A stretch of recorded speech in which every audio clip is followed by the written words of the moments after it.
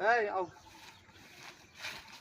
বউ, এটা আমার লেসুর বাগান, ঠিক আছে? এই বাগানটা বেচালামু, বেচ, হ্যাঁ, তোমার ফ্ল্যাট বাড়ি কিনে এটা কিনে দিম।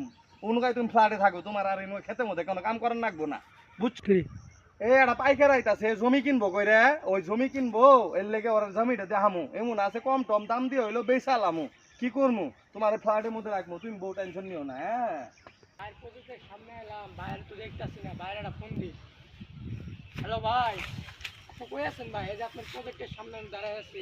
ভাই আমি তো এখানে, আপনি পজের সামনে আন, এই যে গাছতলার নিচে আমার পজের অনুগাই। আচ্ছা ভাই, আমি আসতেছি, ঠিক আছে, রাখলাম। এ ভাই, এই যে আমার এই বাগান, এই যে লেসুর বাগান, ঠিক আছে? এটা আমি বেচালামু।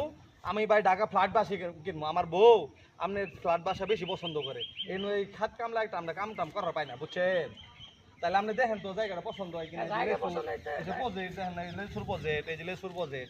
জায়গা তো পছন্দ হয়েছে। আপনার প্রাইসটা কত এটা বলেন? এটা ভাই 1.5 কোটি টাকা দিলেই হবে, এত না?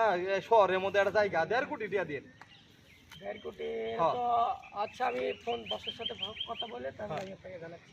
আচ্ছা ঠিক আছে, তাহলে ভাই আপনি আমারে খুব তাড়াতাড়ি জানাইন, আমার ফ্ল্যাট আমি কেনার লাগবে ভাই। ফোন দেবো আপনাকে। হ্যাঁ ঠিক আছে বড় ভাই, ঠিক আছে, রাখলাম, আসসালামু আলাইকুম। হ্যাঁ আচ্ছা ভাই। ওই আমি সান্ডা খাই মুরগির আন্ডা। ইচ্ছি রে, লাগছে বহুত ঠান্ডা। সৌদি আরবে কফিলের যন্ত্রণায় 1971 সালে আমার দাদা পরদাদারা সৌদি ছেড়ে বাংলাদেশ এসে বসবাস শুরু করছিল। থ্যাংক ইউ দাদু। দাদা যদি সৌদি না ছাড়তো, এতদিনে তো কফিলের ছেলেবেলের